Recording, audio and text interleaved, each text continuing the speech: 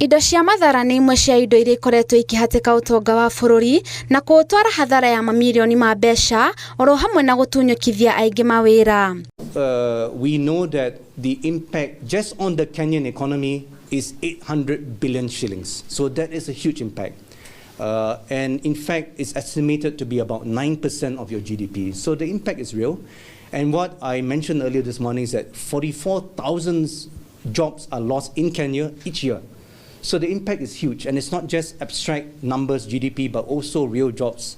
Magĩkũngũĩra mĩaka 15 ya kũrũa na indo cia mathaara, rũhonge rũrũ nĩ rũrugũririe riboti ĩgiĩ athondeki a indo ngũrani na ahũthĩri acio, makiuga nĩ riboti ĩkũmateithia gũkinyĩra arĩa makoretwo makĩendia na kũhũthĩra indo cia mathaara bũrũri-inĩ. We have launched 2 reports, one on manufacturing and the other one on consumer.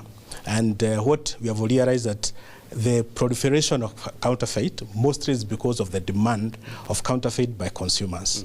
And what anti-counterfeit authority is doing, together with other agencies, including WIPO, is to continually educating public. And that issue of how do you identify a counterfeit from fake, we are collaborating with brand owners so they can train our agencies and particularly our law enforcement officers and the brand consumers, so that by the time when you are consuming those goods, you're able to know which is fake and which is real. Oho nĩ maugĩte atĩ mbara-inĩ yao ya kũrũa na indo cia mathaara nĩ magũthiĩ na mbere na kũhe mũingĩ gĩthomo kĩgiĩ ũrĩa mangĩkũũrana indo ici nĩguo kũmahotithia gwĩthema nacio.